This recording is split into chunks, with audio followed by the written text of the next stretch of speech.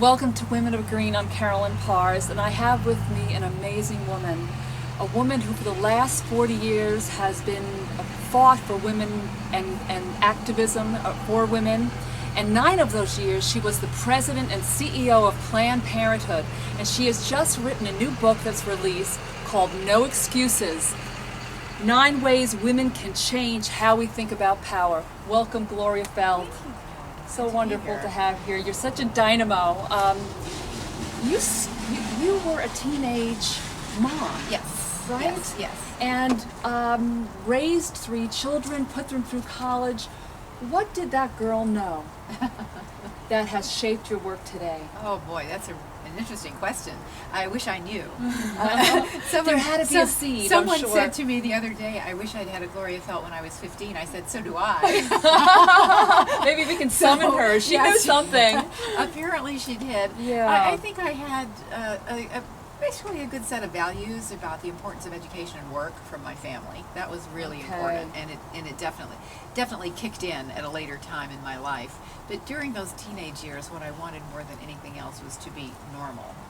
You know, that's what teens want, is to be normal. And girls go through a phase where even today, despite the fact that in their young years they're taught you can do anything, you can be anything, there's something that happens when those hormones kick in that makes them start attributing to boys more of the image that they want for themselves, and they lose some of that sense of self-worth, self-esteem, I'm remembering back. direction. You're right about that. And so there needs to be a lot of work, I think, done with young girls to help them through that time, which was not something that was available to me then. Now, it was a time when girls and boys married very young and started having children very young. So I wasn't as much of an aberration then as I would have been today. Yeah, thanks to you and all the work that you've done on this planet. 40 years of doing activism work. So what right now would you like to activate in women in this crucial time that we're on this planet? What needs to be activated? Well, I would love to see women simply activate what they already have. Yeah, I believe we have the power in our hands. We have what we need. In fact, usually we have what we need if we just have the ability to see it and the courage to use it. And I think that women have all of the strength and all of the skills that we need and all of the ability to put power together. I mean, we may not have the most money, we may not have the most ownership of the means of production and those kinds of things, but we have an enormous amount of influence. I mean, actually, 85% of the consumer purchases are made by women. That's huge power to shape the consumer market. Yeah. I mean, we should be banding together. So I'd like to see women banding together. I more love to what do you're those saying. things. We're doing that right, and that number we know. My question on that is, how can we rally the women? That's a lot of economic power that we have. 85% of us shop.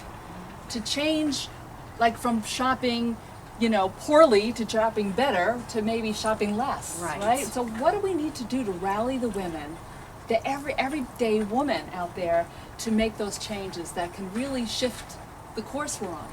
Well, it seems to me that the kind of communicating that you're doing is a big part of that Well, that's answer. me, and that's you. What about 175 million more women? Women are huge consumers of social media. Yes. And that's why I'm really serious when I say the kind of communicating that you're doing is a huge part of it, because once the word starts getting out and women trust what they read on blogs in terms of making their consumer decisions more than they trust what they see in advertising. Yes. And so I think the more we have these messages going out, the more social networking we can do with one another and really have a little personal touch in there, the more the word can get out. What I think is missing in that conversation, though, is a real discussion of the power of making a movement, the power of not thinking that you're by yourself. Yeah. Because we tend to, we need to get through our day. We've got busy days. We've got lots to do.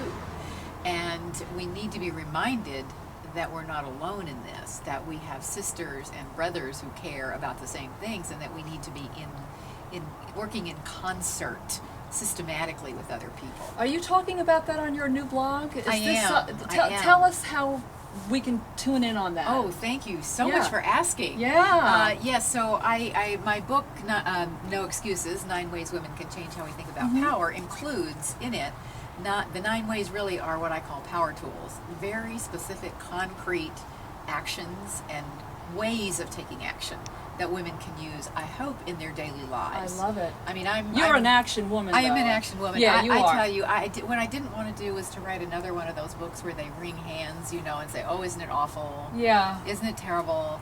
Or you get inspired, but then it's Right. like, now what? Now what? Now Right? what? From Okay. there. Thank And you so much. Oh, keep I on invite going. you. I invite you, and I invite anyone who's tuning into this. Oh, to- we'll to connect you. join. Yeah, the Women of Green. You can also get all of her links on womenofgreen.com. I'll have it all. Her link to her book and this blog that I'm going to start subscribing to, that's for sure. And I want to thank you so much for taking the time today to be on Thank Women you. of Green. And remember, we are all in this together. Yes.